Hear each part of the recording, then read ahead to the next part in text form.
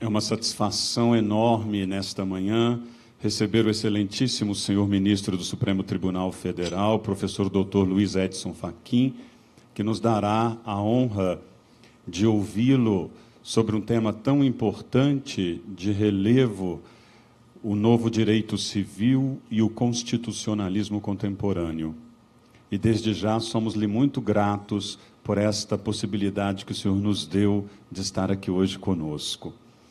Cumprimento a excelentíssima senhora ministra do Supremo Tribunal Federal e nossa querida professora da PUC Minas, a professora Carmen Lúcia Antunes Rocha, que de alguma forma possibilitou que nós tivéssemos hoje este encontro.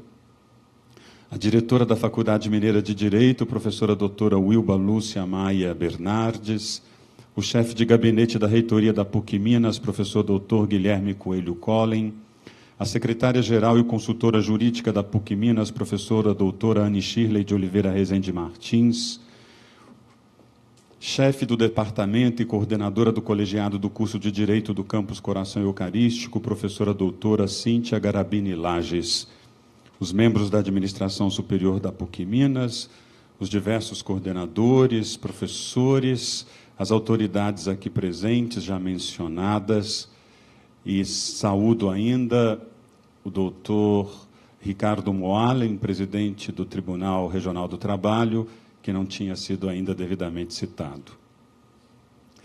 Para nós, realmente, hoje é uma manhã memorável.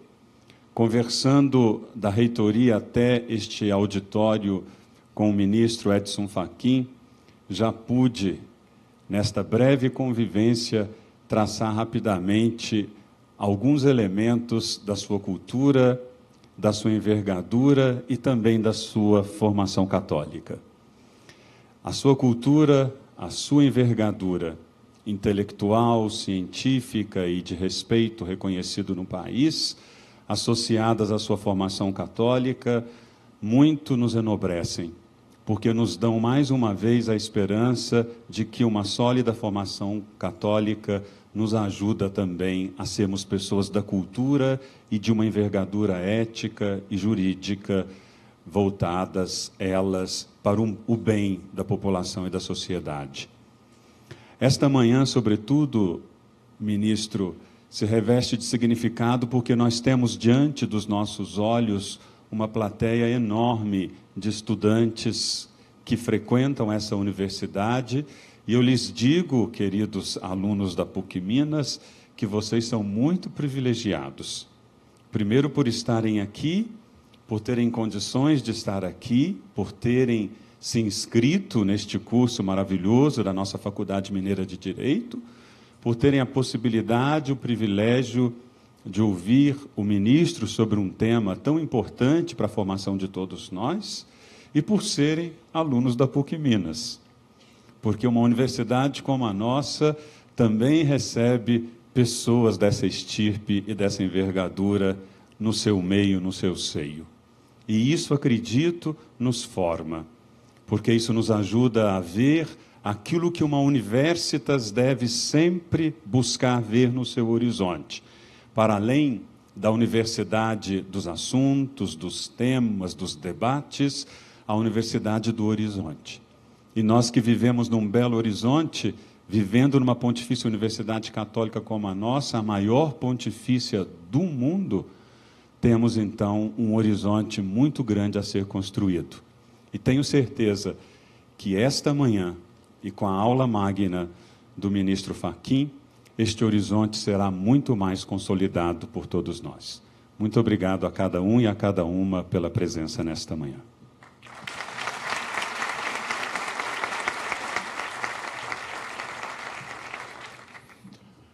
Neste momento, daremos início à aula magna de tema Novo Direito Civil e o Constitucionalismo Contemporâneo, com o excelentíssimo senhor ministro do Supremo Tribunal Federal, professor doutor Luiz Edson Fachin.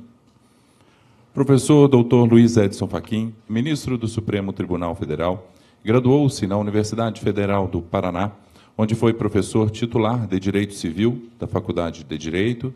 É advogado com atuação especial em consultoria de direito privado e arbitragem. e também foi professor da Pontifícia Universidade Católica do Paraná. É mestre e doutor em Direito das Relações Sociais pela Pontifícia Universidade Católica de São Paulo, com pós-doutorado pelo Ministério das Relações Exteriores do Canadá. Com vocês, palestrante desta aula magna, professor doutor Luiz Edson Fachin.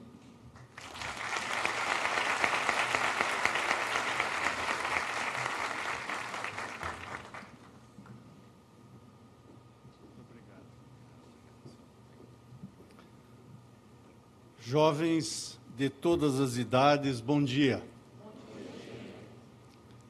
Estou verdadeiramente sensibilizado e emocionado, porque já percebi que aqui falar na PUC Minas é realmente falar urbe et orbe, não apenas pelos grandiosos números que a PUC tem, mas também pelo grandioso coração que hoje aqui me acolhe. Quero agradecer imensamente a acolhida do magnífico reitor, professor doutor Padre Luiz Henrique Eloy Silva. E sei, não apenas pelos conhecimentos de sua magnificência, que na partitura que executa, as notas são de solidariedade e fraternidade. Não é uma música atonal que se vê executar aqui na PUC Minas. Ao contrário, é uma dimensão melódica comprometida com o dar-se, com o realizar-se com o outro, e assim que vejo, e portanto assim que saúdo, o apostolado que guia esta universidade. Agradeço as palavras da professora Wilba, que aqui nos recebe mais uma vez, e todo o corpo de professores, autoridades e professores que aqui estão já nominados, todos os demais aqui presentes, meu querido professor Álvaro Ricardo Souza Cruz, professora Maria de Fátima Freire, tantos conhecidos, professores amigos, que a falta de um programa mais interessante na manhã de segunda-feira se dispuseram por solidariedade vir aqui também nos ouvir. Quero, de um modo especial, pedir licença para saudar todos os presentes em nome da ministra, professora doutora Carmen Lúcia Antunes Rocha. Todos nós, quiçá, sabemos que Goethe teria dito que as crianças, os pais devem ensinar duas coisas, raízes e asas. As raízes a ministra Carmen colheu em Spinoza, e as asas ela mesma as construiu do Brasil para o mundo.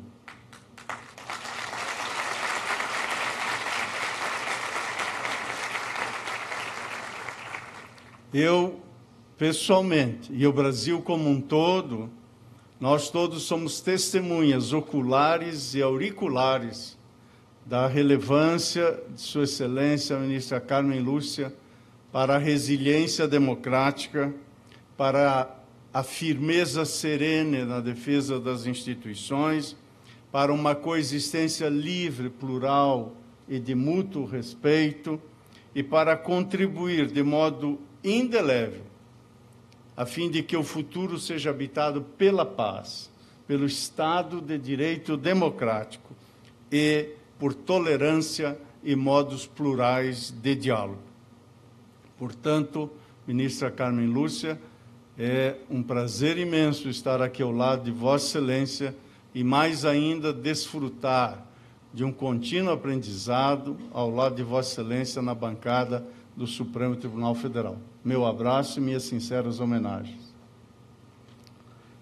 Senhoras e senhores, reitero o meu agradecimento honrado pelo convite que aqui me traz e peço licença para fazer reflexões que almejo sejam úteis para diagnosticar os nossos desafios contemporâneos na vida do direito e no próprio mundo da vida.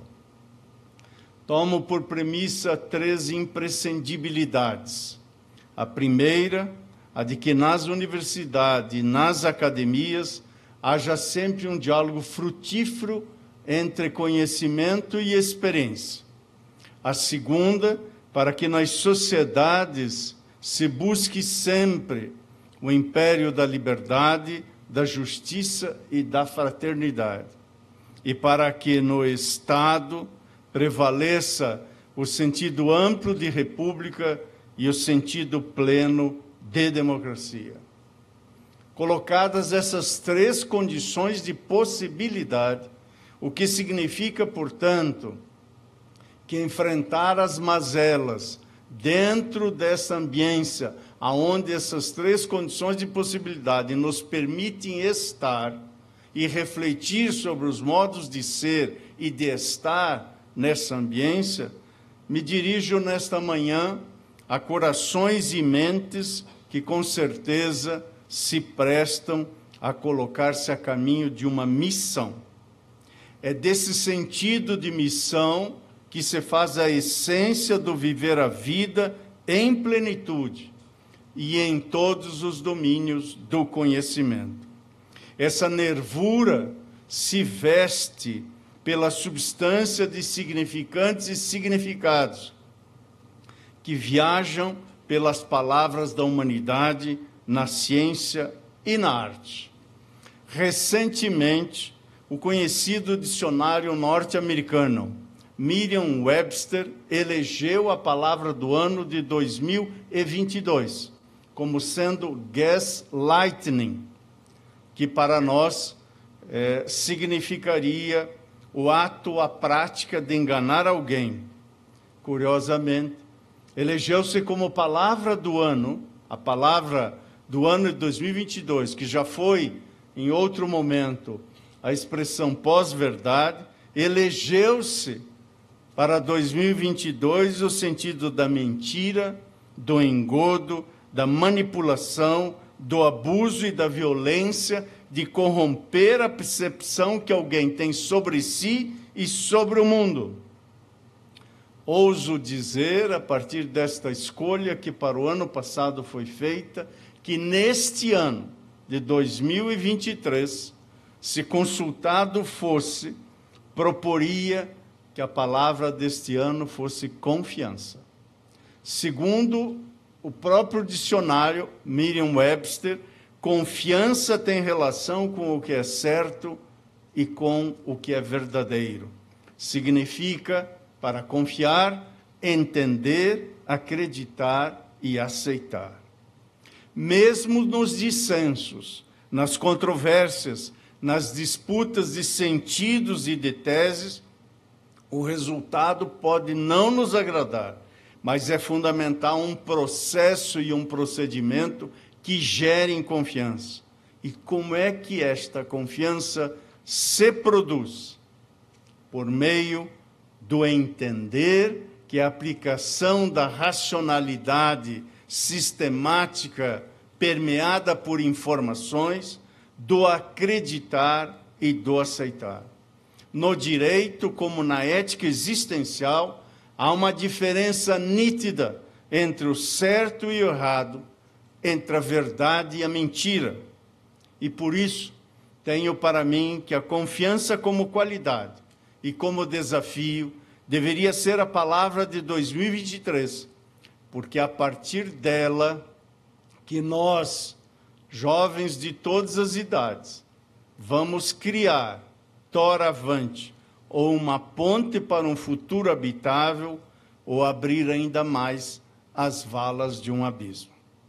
Podemos nos perguntar como chegamos a isso, como chegamos a essa encruzilhada que interpela, como chegamos a um tempo que confiança pode significar desconfiança, que confiança, de um lado, pode representar caminho e esperança, e, ao mesmo tempo, pode ser utilizada por quem semeia descaminhos e desesperança. Peço licença para indicar 6 sintomas dessa encruzilhada que nos espera bem à vista de nossos olhos. O primeiro desses sintomas parece-me ser a diluição do sentido de autoridade, do direito, do Estado e das instituições, inclusive das famílias. A segunda sintomatologia que aí vejo é a perda do tônus legislativo, a perda da expressão de autoridade maior na ambiência da democracia representativa. Neste mundo sem limite, como escreveu Jean-Pierre Lebrun, nesse mundo sem limite, a cada soluço social vem um xarope com uma bula legislativa de emergência, como se essas hemorragias de proclamações legislativas por si só transformassem o mundo de modo a prescindir da mudança da cultura, do comportamento e dos modos de produção da vida material. Em terceiro lugar, um terceiro sintoma que nos levou a este ponto é a babelização jurisprudencial, a perda de autoridade do próprio Poder Judiciário. Em quarto lugar, a insegurança jurídica. De um modo geral, tem-se a impressão que cada um quer uma Constituição para chamar de sua, esquecendo-se, e isso é importante para todos nós, que jamais, e o padre Luiz Henrique bem sabe disso, que jamais o músico é mais importante do que a música. E o que nos mantém, o que mantém a execução de uma ópera, de uma sinfonia, é a música, é a partitura, é o respeito a essas regras que nos permitem avançar, às vezes devagar, outras vezes com um andante um pouco mais rápido. Em quinto lugar, um quinto sintoma desse presente complexo que vivenciamos é essa laudácio, essa saudação a um determinado passado como tendo sido a idade de ouro. Não é à toa que, se todos nós abrirmos os sites ou os jornais, antigamente a gente dizia apenas abrir os jornais, mas aos poucos os dinossauros cibernéticos como eu vão se atualizando e, portanto, se abrirmos os sites na manhã de hoje, os blogs, as redes sociais, nós veremos que há mais disputa sobre o passado do que disputa sobre os sentidos do futuro. E, em sexto lugar, a atomização social que tem multiplicado sobremaneira a judicialização. Tais 6 sintomas, em meu modo de ver, que nos ajudam a fazer esse diagnóstico que lhes proponho, e uma caminhada que também sugiro que sobre ela pensemos, tais 6 sintomas são reflexos de muitas circunstâncias. Nós todos somos herdeiros de um pretérito que nos antecedeu, mas que se faz presente porque nós somos legatários do que e de quem nos antecedeu, e ao mesmo tempo convivemos com o sentido de dever de quem como geração vai nos suceder. Por isso, o presente é essa esquina complexa, e para o direito de um modo especial, este presente, marcado por 3 décadas da vigência da Constituição de 1988, de modo especial tem representado uma ampliação do papel de atuação que era tradicionalmente reservado aos juízes. O papel que também se amplia pela superação do formalismo, pela superação do conceito mecânico da atividade jurisdicional, até mesmo pela ausência de autocontenção, e também, de modo quiçá ainda mais pertinente, pelo conjunto das exigências que nós todos, cidadãs e cidadãos, passamos a depositar nos ombros do Poder Judiciário. Nós todos queremos que para a nossa causa, para o nosso processo, para a nossa demanda, tenhamos um juiz que ao mesmo tempo seja célere, haja não só com precisão, mas com urgência, e que faça o espelho fiel da exegese e da literalidade da lei, uma espécie de juiz Júpiter, para valermos valer-me de uma das figuras mitológicas das quais se valeu François Host para descrever os 3 modelos de juiz. Mas, ao mesmo tempo, tomando ainda emprestado essa terminologia de François Host, o juiz também é hoje o juiz do Estado social da Constituição.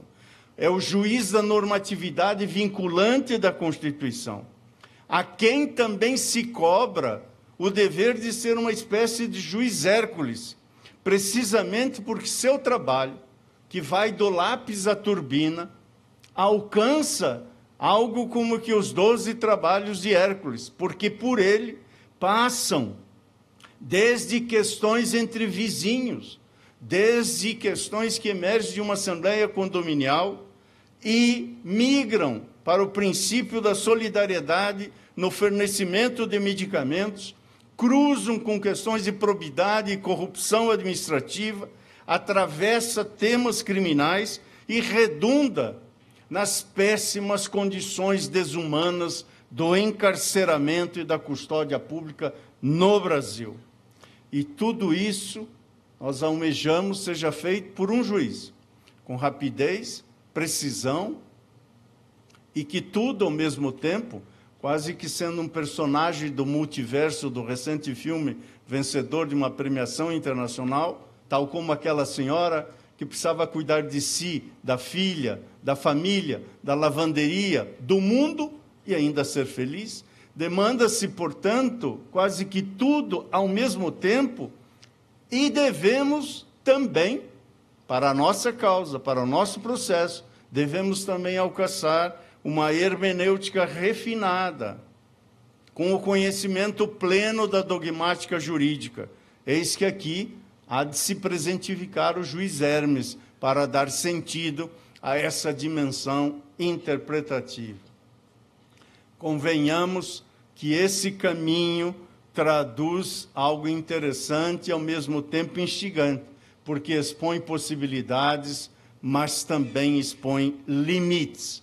O nosso maior desafio, nesse canteiro de obras, que é uma sociedade em constante mutação, mutação no tripé fundante das relações intersubjetivas privadas, à luz de uma principiologia axiológica de índole constitucional, tripé esse fundado no projeto parental, ou seja, nas famílias, fundado nas titularidades, ou seja, no patrimônio, na posse, na propriedade, na empresa, e no trânsito jurídico, ou seja, fundado no conceito de negócios, obrigações e contratos.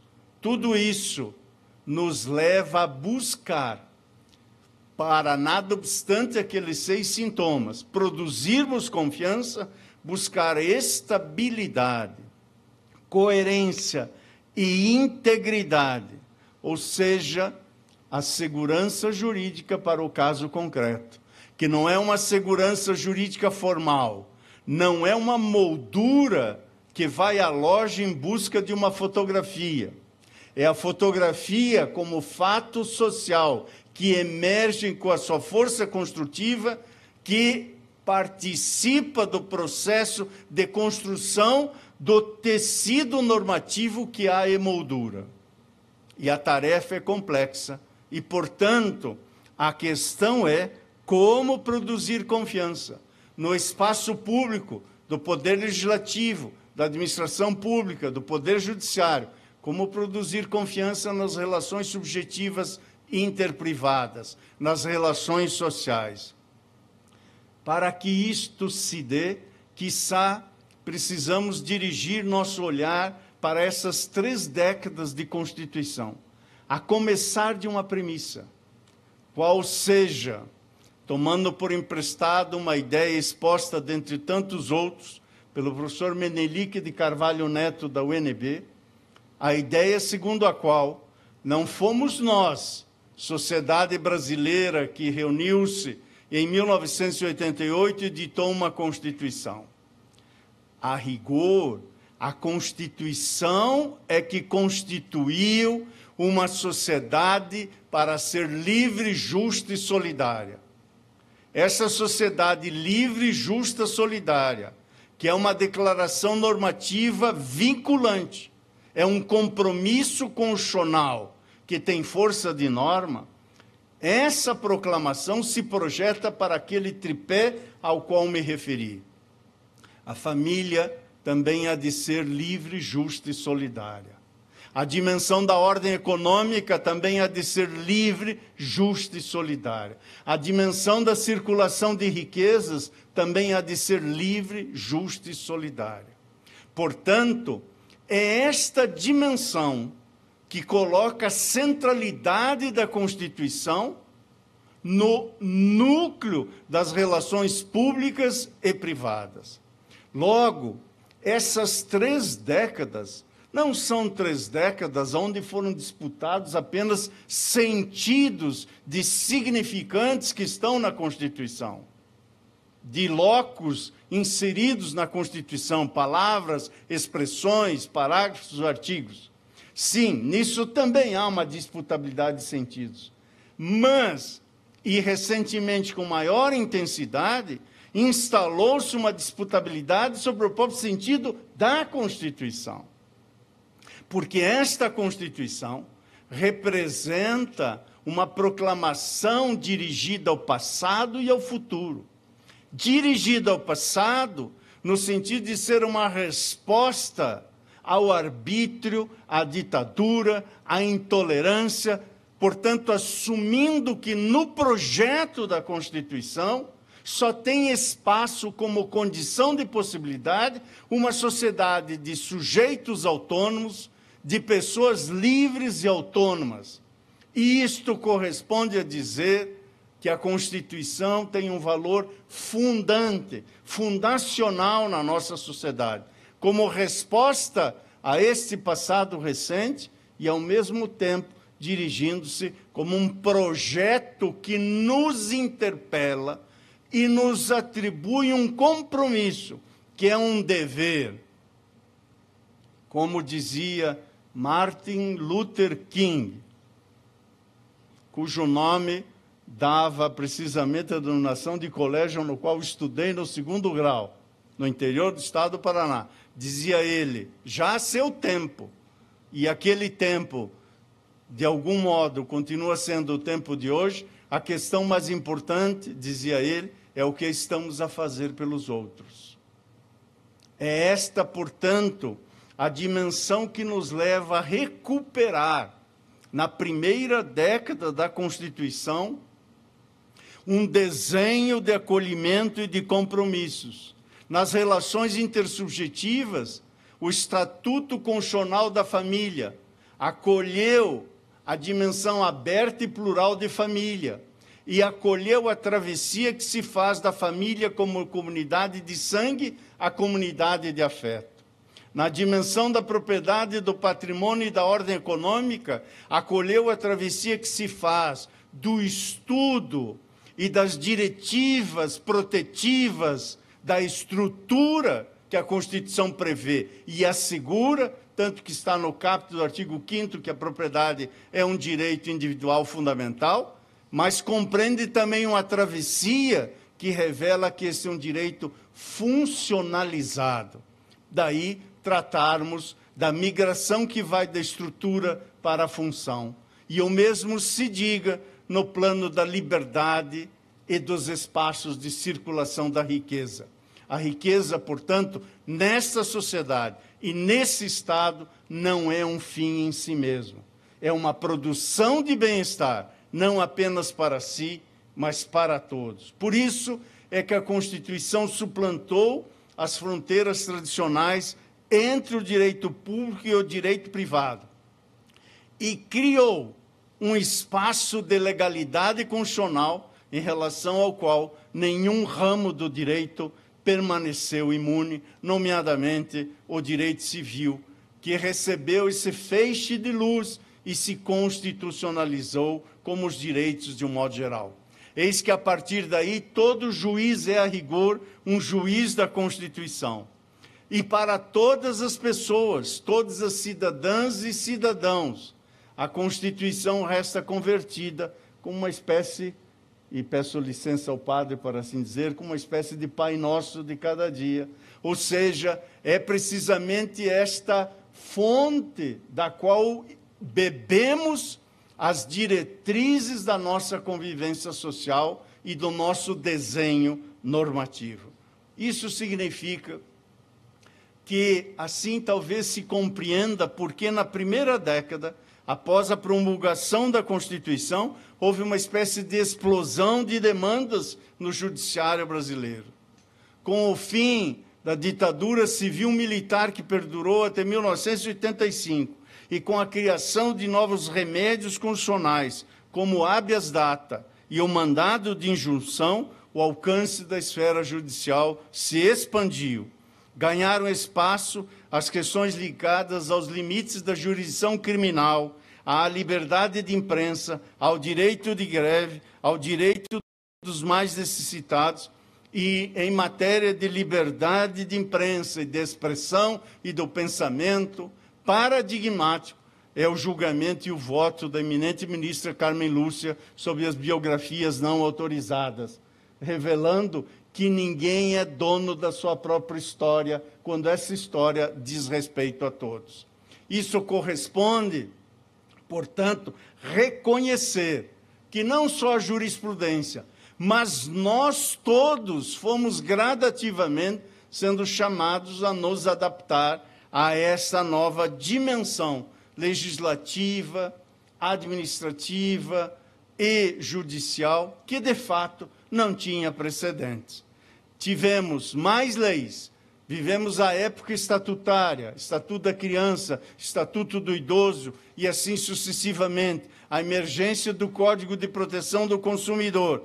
Eis que a legislação do Estado Social foi chamada a contemplar esses interesses que, não raro, são o espelho de conflitos e disputas de sentido. Por isso, quem estuda direito, todo dia, quando entra na sala de aula, entra a rigor num canteiro de obras. Há sons, às vezes os sons parecem ruídos, porque nós não concordamos, mas nada obstante, isto é próprio de um canteiro de obras. E nós somos chamados a participar desse canteiro de obras. Não sermos apenas os tijolos que ali serão colocados. Por isso não somos chamados a aprender mediante decorar, mediante decodificar e compactar as nossas percepções. Nós somos chamados a sermos sujeitos do processo de conhecimento. E é por isso que também a teoria do direito capturou esse tempo. A cultura da argumentação fundada, racional e sistemática, o uso dos princípios normativos vinculantes e os estudos sobre princípios como o da proporcionalidade, muito contribuíram, não apenas para a construção de soluções jurídicas, mas também por sua valiosa crítica quanto à sua eventual hiperatividade. Um dos grandes exemplos desse primeiro momento é o que se deu no julgamento sobre a efetividade dos direitos sociais e a série de casos em que, na ambiência do Supremo Tribunal Federal, teve reconhecido o direito de acesso gratuito aos medicamentos para as pessoas portadoras do vírus da SIDA ou da HIV ou AIDS, como usualmente se denomina.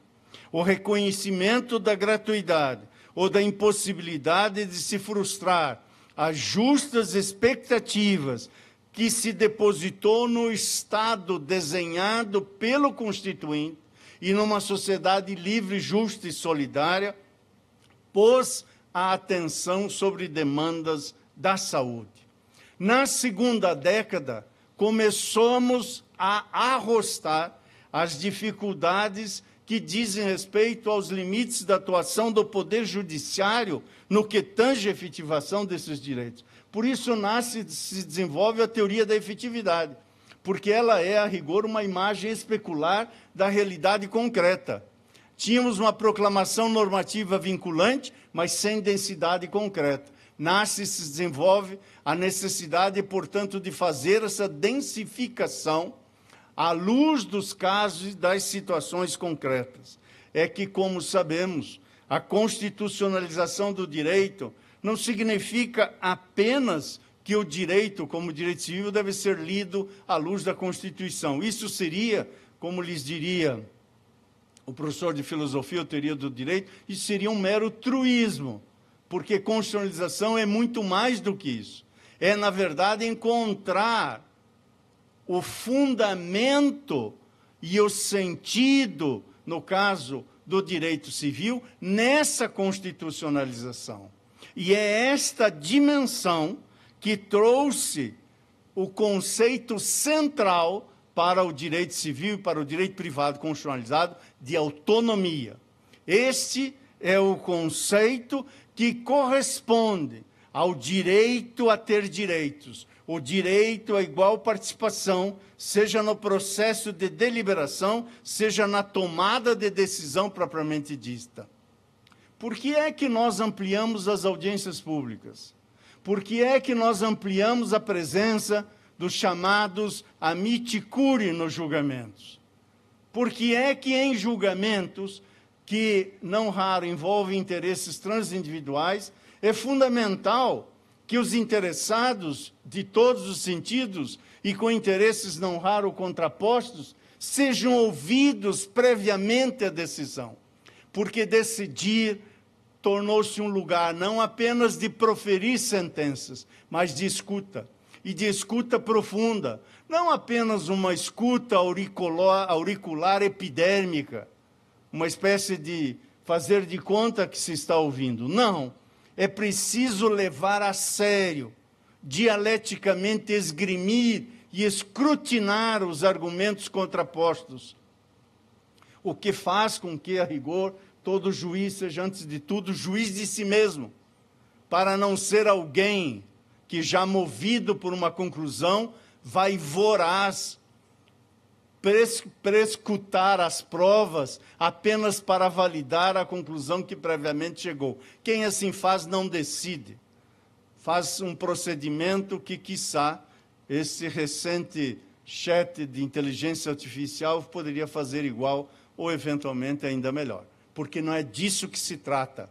O humano ineliminável é o humano da escuta profunda, do diálogo permanente. E é neste patamar que se desenvolvem os desafios da segunda década da Constituição, da constitucionalização.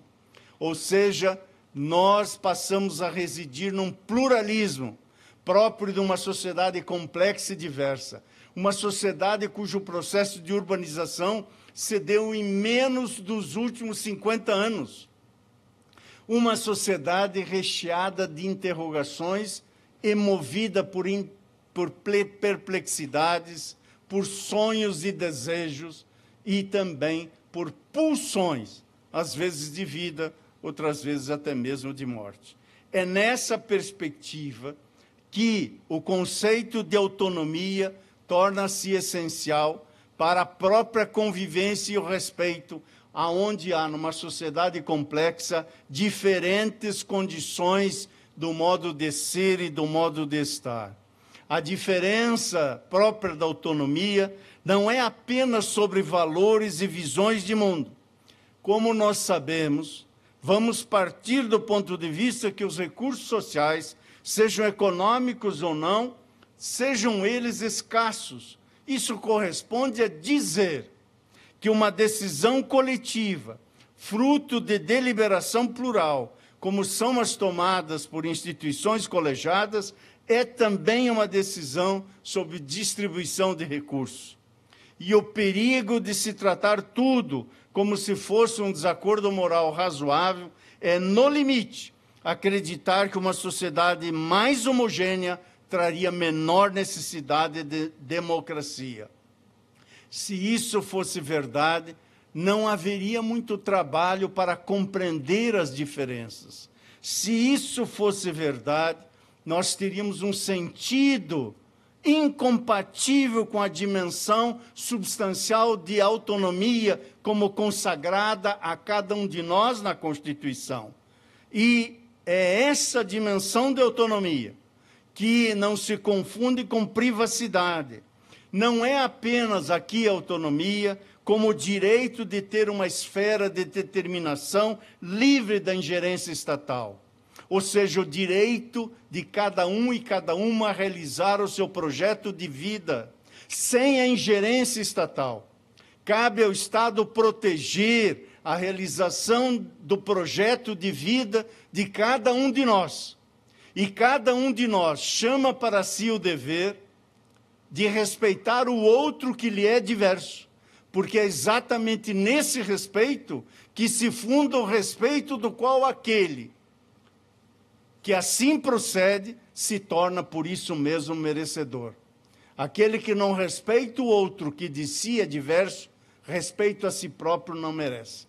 Eis que aqui trata-se de uma reciprocidade, de uma via de mão dupla que nos interpela e nos demanda. Por isso, a autonomia tem um sentido amplo e até mesmo emancipatório. Significa que toda escolha que uma pessoa pode fazer para tomar conta do seu próprio destino há de ser feito por quem tenha condições de escolher. Portanto, quem menciona igualdade de oportunidades, antes de tudo, há de contribuir para que a igualdade de oportunidades seja oferecida em igualdade de condições. Daí porque já Rui Barbosa, na sua oração aos moços e em tantos outros momentos, dizia que a verdadeira igualdade é aquela que desiguala os desiguais na medida da circunstância que cada um apresenta. Ou seja, o respeito à igualdade não é apenas um respeito formal, há de ser um respeito substancial. E é por isso que não é apenas na liberdade pessoal, nem nos capítulos em que se encontra uma liberdade que não raro é chamada de primeira geração, que está o conceito constitucional de autonomia. Ele está mais especialmente no capítulo da ordem social, dos direitos econômicos e sociais. A nossa Constituição, como sabemos, garante uma série de direitos que objetivam, em última instância, assegurar um espaço individual de atuação, conferindo a todos um leque mínimo de escolhas. E a nossa Constituição, com perdão do pleonasmo, assim constituiu esta arquitetura normativa, porque sabe que o conflito típico das sociedades democráticas é um conflito sobre a escassez de recursos que asseguram a autonomia das pessoas. Quando os tribunais definem quem será afetado por uma decisão, devem assegurar a essas pessoas uma igual oportunidade de se fazer ouvir. Logo, a pergunta sobre o sentido normativo de democracia não pode desconsiderar o histórico do que, a título de precedentes, restou construído, nem olvidar a luta por reconhecimento de quem por muito tempo na sociedade brasileira ficou de fora da agenda distributiva. É certo que também não se deve refutar as críticas que são feitas aos tribunais constitucionais como sendo injustas ou infundadas.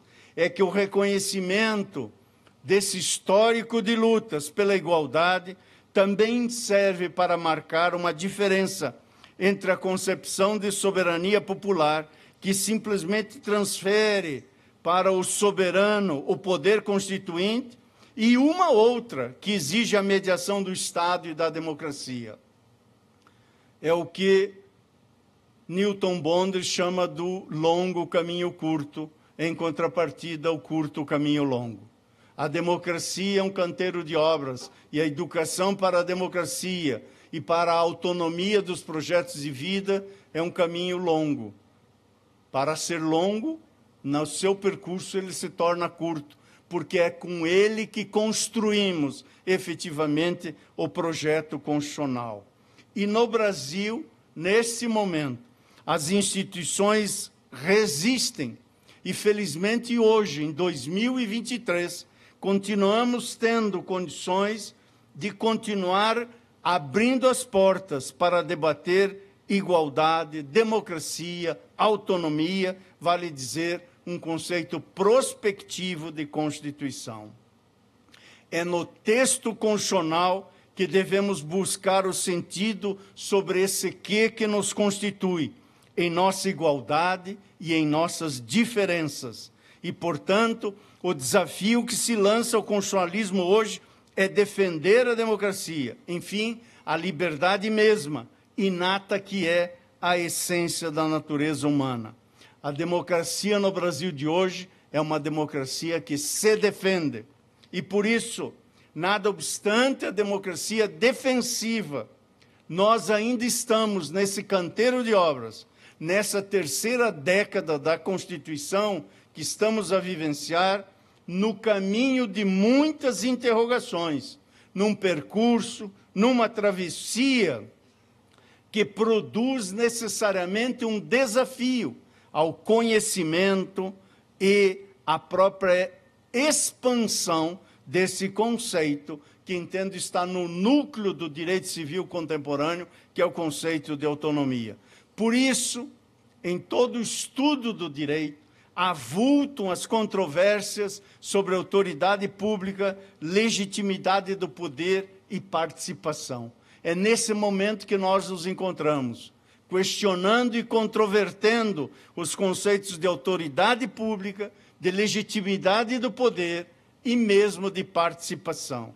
Por isso, experimentamos não apenas uma disputa sobre sentidos do futuro, mas especialmente sobre os sentidos do passado que nos antecedeu.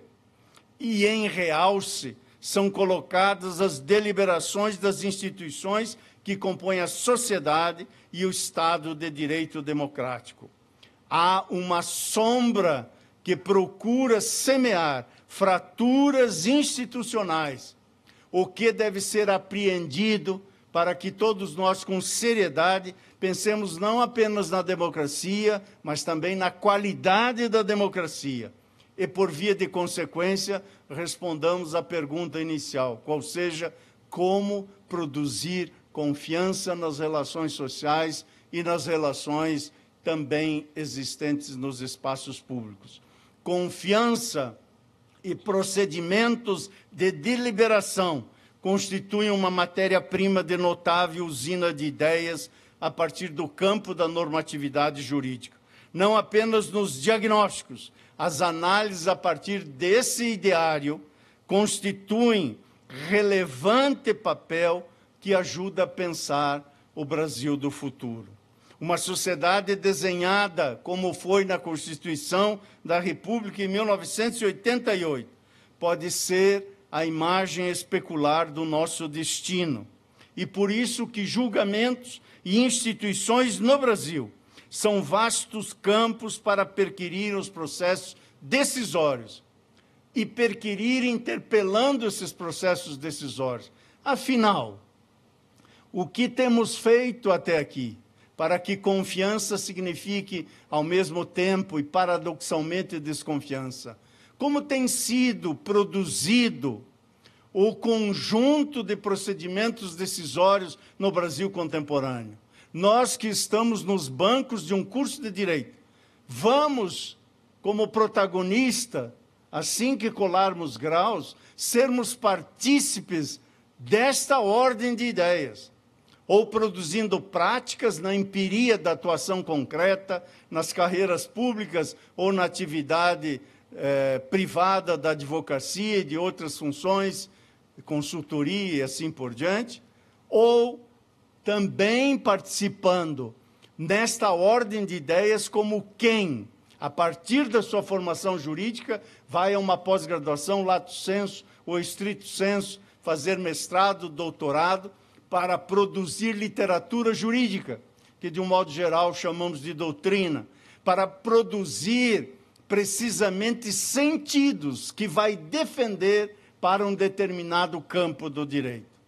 É esta ordem de ideias que nos permite perquirir, porque, de um certo modo, se olharmos o fio condutor, o leitmotiv dos julgamentos estruturais do Brasil, passadas 3 décadas da Constituição, ainda temos no Brasil real, concreto, o Brasil de carne e osso, uma diferença entre eleitos e condenados. Ou seja, a história, a teoria e a prática do direito ainda continuam repletas de saberes que não se resume ao discurso jurídico e que ilustram significantes e significados de exclusão, de discriminação e de seletividade. O Brasil e todos nós temos diante de nós uma ferida aberta para reconhecer que ainda temos um longo caminho a percorrer para evitar que se reproduza o discurso e a prática jurídica que tem como destinatário eleitos ou privilegiados. E isto corresponde a dizer que para que se dê esta verdadeira transformação, é fundamental que todos participemos de um processo histórico de redefinição desses significantes.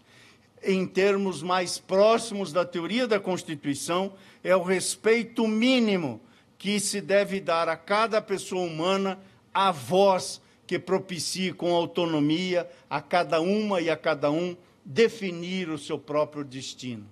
Para construir confiança, há um valor no respeito à participação no processo, um valor intrínseco ao respeito do direito à autonomia pessoal. A autonomia que diferencia os eleitos dos condenados para fazer de todos mais do que eleitores. Nessa dimensão, a autonomia pessoal não depende para a sua realização da plena convivência pública. O sentido de autonomia, que, como lhes disse e repito, é a base do direito civil, inclui também o direito de ser deixado em paz. O direito que se tem a essa autonomia corresponde ao direito de participação, não como virtude, mas é sim um direito. Não é um ideal perfeccionista, mas corresponde, em contrapartida, também o direito de, eventualmente, não participar. Sendo que esta há de ser, todavia, uma opção consciente de quem se informa desses processos deliberativos e do contexto histórico a seu entorno, revelando, portanto, que a não participação, neste caso, não é uma indiferença, porque a indiferença corresponde à nossa omissão. Todavia, a rejeição corresponde a uma opção que se faz com o direito de ser deixado só. Nessa dimensão, portanto, a perspectiva entre participar e ter vida pública também se faz presente quando aqueles não chamados a ter voz no respectivo processo de escolha são os eleitos, o que para eles pode ser uma acertada decisão. Sem embargo, especialmente para os excluídos, configura desrespeito à autonomia pessoal, quer no sentido de participação, quer nos aspectos da vida ativa. Isso quer dizer, portanto, e esta é a reflexão que vos trago, que sociedade e Estado no Brasil foram recompostos em 1988 e assim se constituíram, moldados por finalidades elevadas ao Estatuto de Norma Jurídica. A linguagem constitucional é, portanto, fundacional e, por isso, ela se alçou, ela se alçou como uma derrota ao passado e, ao mesmo tempo, como uma perspectiva voltada ao futuro. Nós temos o dever de olhar o legado que alcançou-nos neste presente. E também temos o dever de saber o que iremos legar para as gerações que nos sucederão. Nesta terra, para valer-me dos ensinamentos do Papa na sua encíclica papal sobre a casa comum, nesta terra nós precisamos ser hospedeiros e não parasitas. E esta dimensão é que nos faz infinitos. Essa dimensão é que se traduz numa eternidade, nada obstante a finitude da nossa vida biológica. O que nos marca não é apenas o lapso temporal contado no calendário gregoriano. O que nos marca é o sentido de missão que teremos deixado imaterialmente, indelével, pela passagem no caminho que cada um de nós terá feito. E o que nos marca, portanto, são as nossas imperfeições próprias da condição humana, que são o limite da perfectibilidade da ação humana. E é essa a dimensão que se alça como um ente simbólico, fundador dos nossos deveres em direção ao futuro, a uma sociedade inclusiva, aberta e plural, porque é isso que, ao fim e ao cabo, nós todos quiçá almejamos, vivermos numa sociedade fraterna, pluralista e sem preconceitos. Parece-me percorrido este caminho que é hora de começar a concluir. E concluo dizendo-lhes, em primeiro lugar, que todo este fenômeno, cujas 3 décadas caracterizaram toda esta busca por uma explicitação dos sentidos internos da Constituição e da sua dimensão exógena, ou seja, o sentido da própria Constituição, nos remetem para compreender todos os campos do direito. Obviamente, o direito civil, e aqui fala um professor de direito civil, é um desses campos mais especiais, com perdão a todos os outros. Nós, na faculdade, namoramos muito ramos do direito, mas, ao fim e ao cabo, sempre casamos com o direito civil. É a nossa união indissolúvel, que se faz não apenas mediante o estudo e o aprendizado, mas mediante a compreensão de que as relações jurídicas subjetivas emolduradas pela base disso que chamamos de direito civil, quer queiramos ou não, nos acompanha para sempre. É por isso que os direitos da personalidade foram constitucionalizados. É por isso, portanto, que estamos a tratar não mais apenas de direitos individuais, mas sim de direitos fundamentais.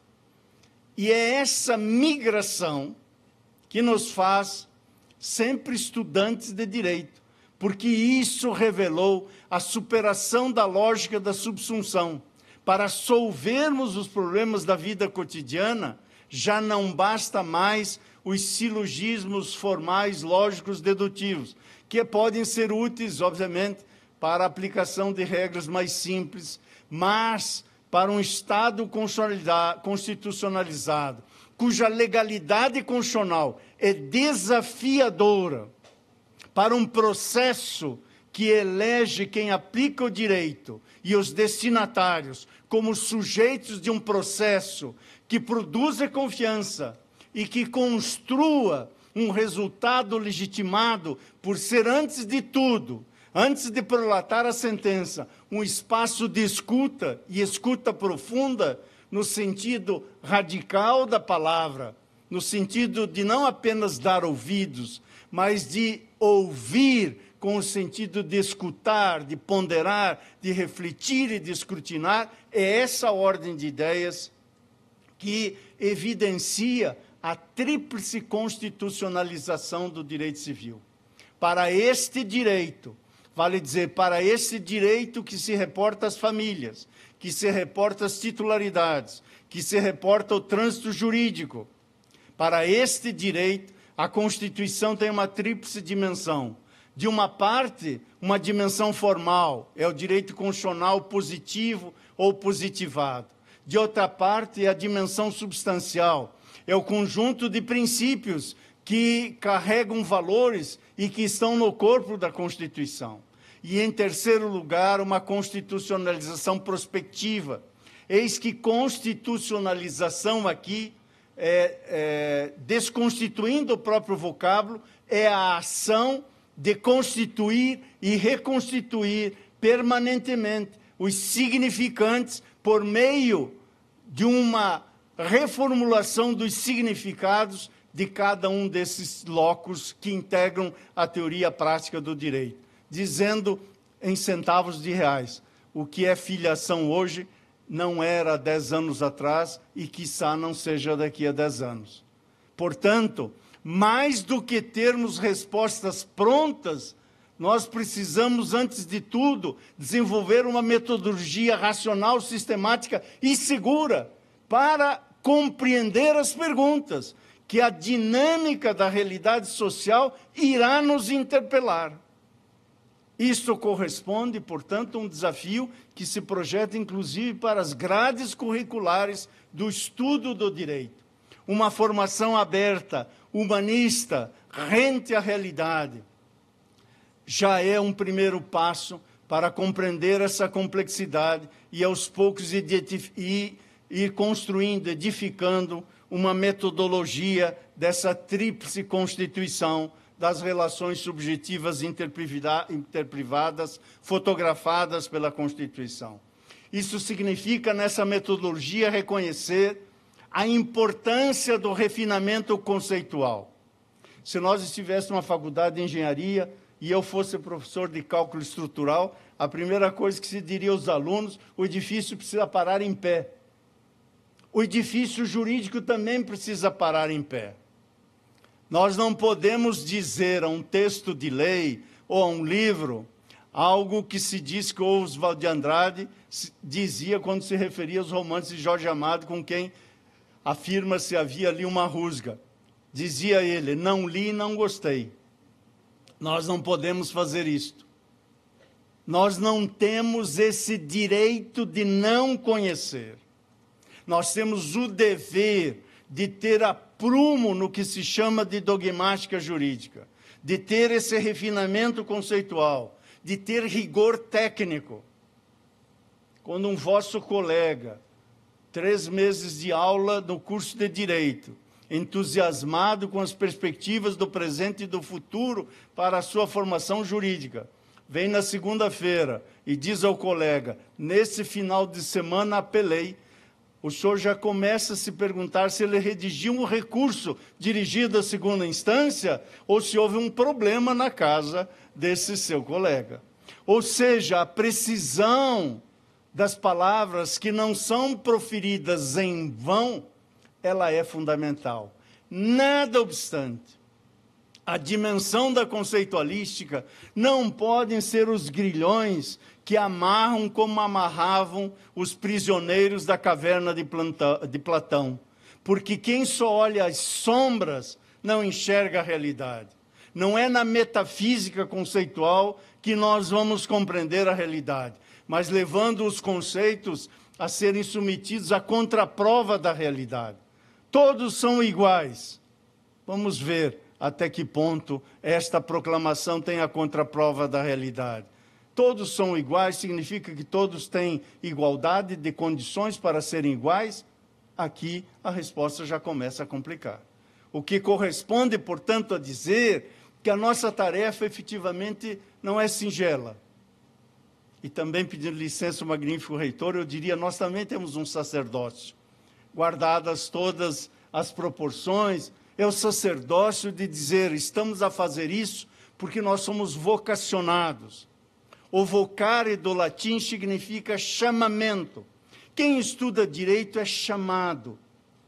Há uma chama que lhe move a dizer que não vamos residir apenas nos conceitos, nós vamos habitar aquilo que na vida dá sentido. E aos poucos vamos descobrir que, sabendo tudo o que devemos saber para ter uma formação técnica refinada, que é o mínimo que se exige, este é, como diria alguém, o feijão e o arroz. Nós precisamos, nada obstante, acrescentar por sobre este prato básico uma alimentação que é imprescindível para que nós possamos nos nutrir da seiva que dá sentido ao estudo do direito. Por isso, quero lhes dizer, especialmente aos alunos, se é que já não se deram conta disso, não há terapia constitucional prêt-à-porter para solver nossas angústias. Bem-vindos à insônia, bem-vindos ao desassossego, que é o que constitui esta chama, esta razão de ser. E é isso que nos torna efetivamente destinatários de uma vocação, de um chamamento especial. Porque, além de tudo, nós nos formamos para ter uma formação e não apenas informação, embora ela seja fundamental. Nós nos formamos para fazer da nossa experiência um sentido que não acabe em si mesmo, um sentido que, para nós, corresponde à busca de respostas. E quando respostas não há, quando parecermos que estamos numa rua sem saída, cul-de-sac, diria a ministra Carmen Lúcia, do seu conhecimento da língua francesa, uma rua sem saída. Aí, a leitura dos clássicos nos ajuda.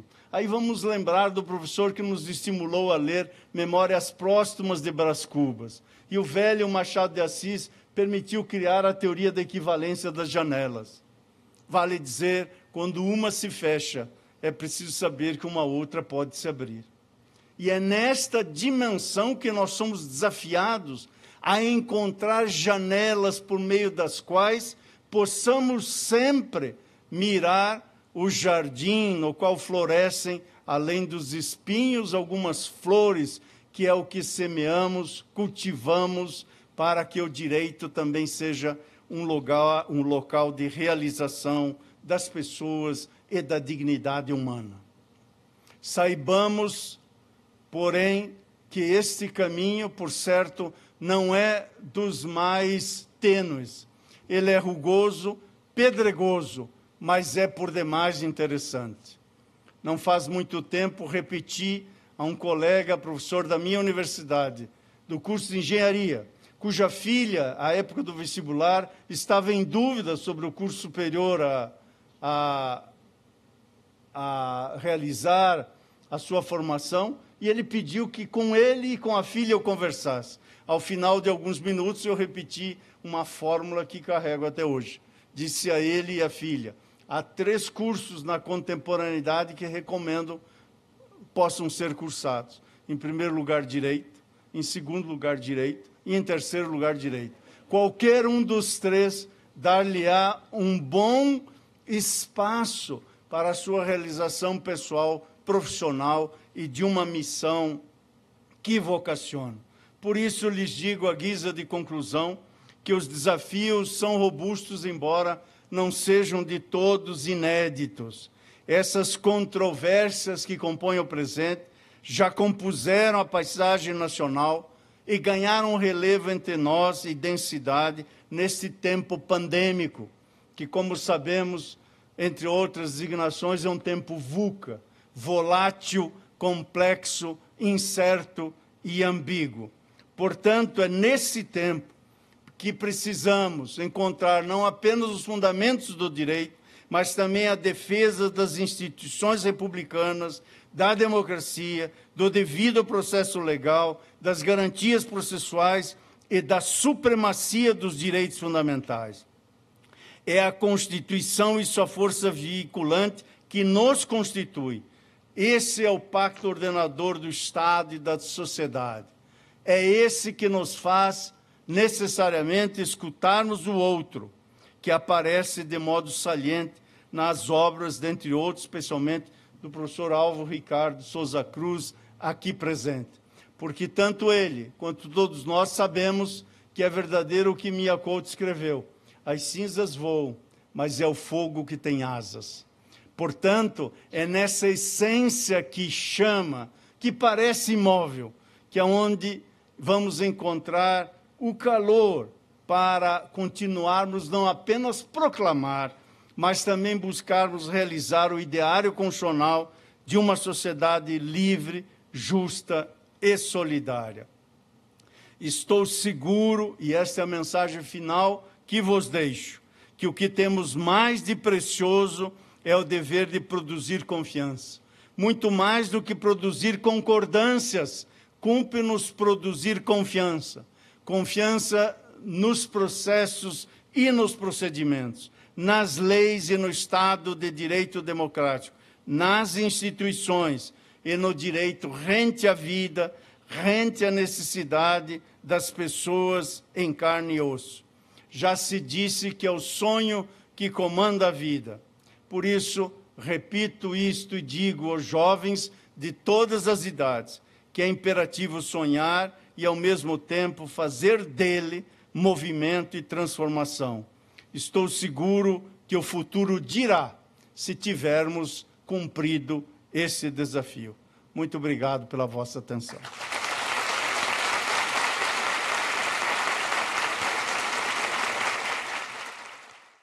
A minha palavra final é muito breve, porque, diante de tanto conteúdo, agora nos cabe calar, refletir e processar toda a riqueza que nós, como privilégio, tivemos a oportunidade de receber nesta manhã. O senhor, por várias vezes, citou em sua elocução a relação entre significantes e significados, o que me recorda muito o campo da teoria semântica e a importância do que a semântica exerce na nossa vida, dos discursos e das relações. E por isso eu gostaria de aqui materializar o meu aprendizado nesta manhã, que posso imaginar tenha sido também o de todo o público que o ouviu, que poderia ser sintetizado pelo menos em 3 momentos.